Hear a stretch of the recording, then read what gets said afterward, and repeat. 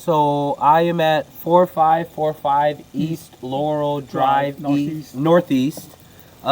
We did a liner where we skipped 2 spots due to tie-ins. Root intrusion did grow in at those spots, so we decided to go ahead and jet those today. Customers considering annual maintenance as well as permanent solution further down the line.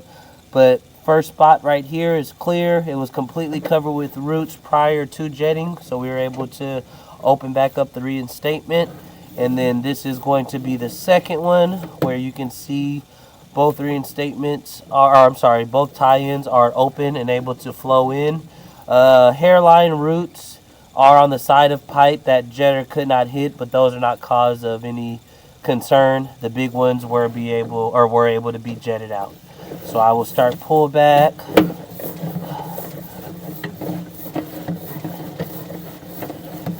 All this is our liner.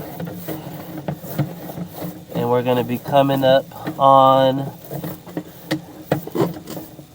clean out, which is in the bushes.